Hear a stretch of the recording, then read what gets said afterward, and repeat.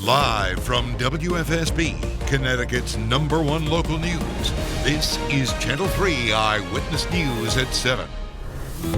Good morning, I'm Eric Parker. We begin this morning at 7 with the latest on the coronavirus in Connecticut. Today marks day 2 of the second phase of reopening the state. That means gyms, nail salons, and hotels all were able to open their doors once again. Restaurants are even welcoming customers to dine inside for the first time in months. So where do things stand? State leaders are going to be closely monitoring the latest numbers, but they say we do remain right on track. Over the last day, 80 more people tested positive for COVID-19. 9 more people died, but 15 fewer COVID-19 patients are in the hospital today. That means we're now down below 200 statewide. 6,400 more tests were performed yesterday. And happening today, seniors at New Haven's 2 biggest high schools finally get to celebrate. It is officially graduation day. The class of 2020 will be honored at Lighthouse Park in New Haven. Seniors at Wilbur Cross and Hill House High Schools will wait in line in their cars until they hear their name called. They then get to walk across the stage to grab their diploma. The guidelines are put in place because of COVID-19 concerns. I mean, it's crazy, but I mean, I appreciate all the efforts, and I'm just going to make the best of this opportunity. The grads will be out there before you know. The first ceremony this morning at Lighthouse Park kicks off at 9:30. You can find a full list of all graduation events in Connecticut on the Channel 3 app. And be sure to join us tonight for a special live edition of Face the State with Governor Lamont. You can submit any questions you have about the reopening or about the coronavirus. Just go to the Channel 3 app to submit those questions. Maybe you'll hear Dennis ask them on TV. Tonight's special begins at 7 p.m. We are following some breaking news from overnight out of Torrington, where police have arrested a man who they say is responsible for 2 house fires and a car fire.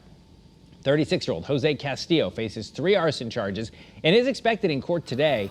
Yesterday, firefighters responded to a house fire on Torrington West Street. A car was also destroyed in that fire. Shortly after that, crews responded to a house fire on Clark Street. We're told the 2 houses that burned belonged to brothers, and they believe they were targeted. A third fire that happened on Summer Street is under investigation, but officials have not said if it's related to the first 2. Now this morning, calls for police reform continue here in Connecticut and all across the nation. Rayshard Brooks was shot and killed by police in Atlanta last week at a Wendy's, and his death sparked more protests. Channel 3's Caitlin Francis has the latest now on the investigation.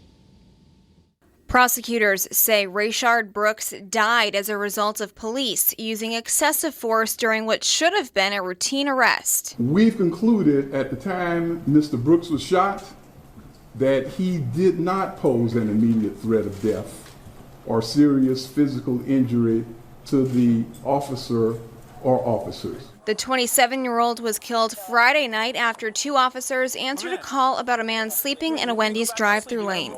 Does he appear to have any weapons from where you can see him? No, I think he's intoxicated. Patrolman Garrett Rolfe and Devin Brosnan's encounter with Brooks lasted over 40 minutes. When Brooks failed a sobriety test, the officers moved to arrest him and a struggle ensued. Brooks grabbed Brosnan's taser and ran. Rolfe chased after Brooks, then fired his gun. My client has been in a lot of foot chases. This is the first time he's ever seen anyone turn around and point something at him in the middle of a foot chase. Rolfe was fired from the Atlanta police force. He is facing 11 criminal counts, the most serious being felony murder. Brosnan has been placed on modified duty. The charges against him include aggravated assault. His lawyer said the charges are, quote, obviously based on factors which should have nothing to do with the proper administration of justice.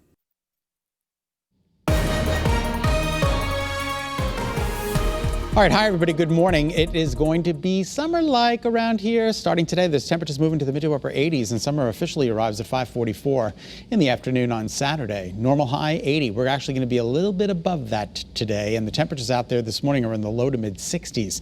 We do have some fog to greet us as well, with some drizzle. Chester down to Goose Eggs, 1 mile in Groton, a quarter of a mile in Waterbury. Not too great along the shoreline. The further inland you go, it gets a little bit better. Our Channel 3 early warning dual pole radar. No organized rain out there, but we do have a little bit of fog, even some drizzle, so you might need those wipers on intermittent this morning. Temperatures across the board between 61 and 67 degrees, a pretty tight temperature gradient, and those dew points are up there in the low 60s, so it's a little bit higher than where we were yesterday. You're going to notice that humidity out there this morning. Winds are fairly calm, so that's not a problem. All right, as we take you out and show you the temperatures between 61, 62, and 64 in Milford. We'll show you 64 in Niantic, New Milford at 61, and South Windsor at 65. All right, drizzle and fog to start. Here's ICAM in New Haven. Good morning to you. You can see that fog. The roads are a little damp out there, so just be careful driving around. Partly to mostly sunny during the day today. I know you're like, what are you talking about? It is completely overcast out there, but these clouds are going to make way for partly to mostly sunny skies. I'll show you that coming up in just a bit. Temperatures today will climb into the mid to upper 80s. Sun was up at 5:15, sets at 8:29. And then we could be talking about a heat wave brewing. Over the course of the next 7 days, we're going to be flirting with that 90-degree mark. As you can see here on our 7-day forecast, 90 Saturday, 88 on Sunday. A little bit more in the way of sunshine. There could be 90 degrees on Sunday, 90 degrees Monday, Tuesday 92, Wednesday 90, and it's going to be humid as well, a little bit cooler along the shoreline. All right, today we're talking about temperatures in the mid to upper 80s. It's going to be a warm one with a mixture of clouds and sunshine. A little bit better along the shoreline. Temperatures will top out in the mid to upper 70s. And as you can see from our regional radar, we are scanning dry, but there's a little bit of cloud coverage out there this morning and a storm system to our south. It's weakening and it's falling apart, but it is going to represent some scattered shower and thunderstorm activity over the upcoming weekend with heat and humidity. Here's Futurecast. Tomorrow's weather today shows us an hour-by-hour depiction of the clouds making a departure. Tonight, the clouds and fog roll back in. By tomorrow morning, we're off and running with a similar start to this morning.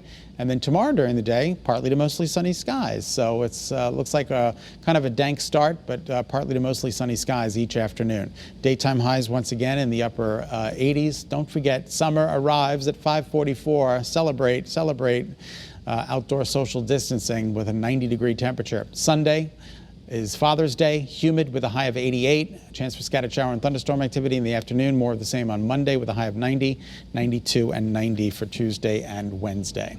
That's a check of your early warning forecast. I'm meteorologist Scot Haney in the Early Warning Forecast Center. Eric, take it away.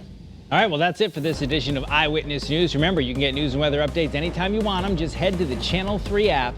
I'm Eric Parker. Thanks for watching. Have a great day.